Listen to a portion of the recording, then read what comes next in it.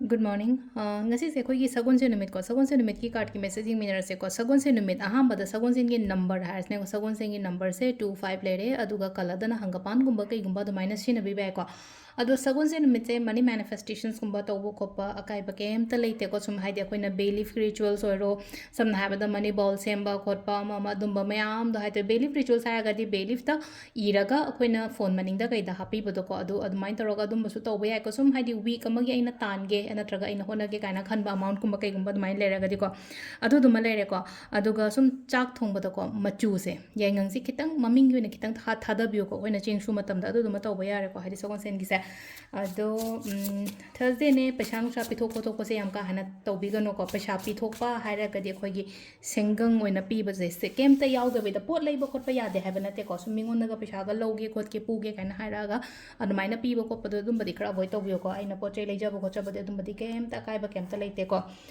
अदुगो सिदगी अखोगी करा अहुम लौथोए को card number 1 card number 2 and card number 3 को कार्ड नंबर 1 खनबंगा येंगसे को 1 खनबंगा योना करी एनर्जी लाके हायबदो ngasi gi oina ko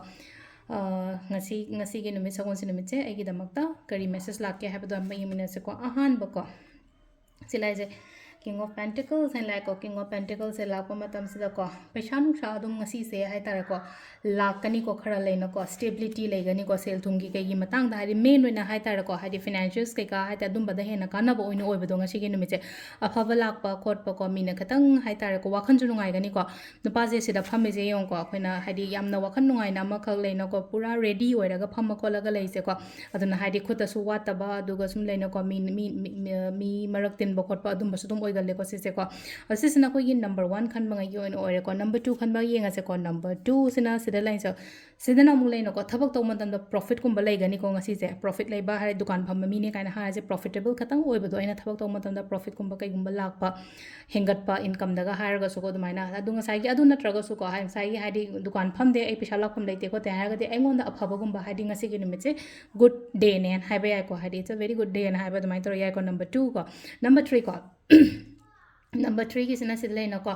offer proposal गुम्बा कई गुम्बा पिरक मीना पिरक तोरीबा पोतुसु अइनसु यामना हराव हराव एक्सेप्ट गुम्बा तौबदो मगा अइने हेक पामजबा थोकनी बदो मीना इंगोंदा मतेंग गुम्बा कई गुम्बा पिरक पोखोट प लेरगसु को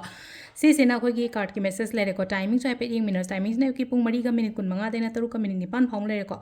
अदगी उम 8 गा मिनिट 13 दोइ देना पुंग 2 गा मिनिट 9 फाउंग लेरे अदगी उम पुंग 4 गा मिनिट 19 दगी ना पुंग 9 गा मिनिट 9 फाउंग लेरे को अदुगा नुंगदांगा थेंगमेना 13 गा मिनिट 3 देना 12 गा मिनिट 13 फाउंग लेरे को अदुगा अमना पुंग 1 गा मिनिट 51 दगी ना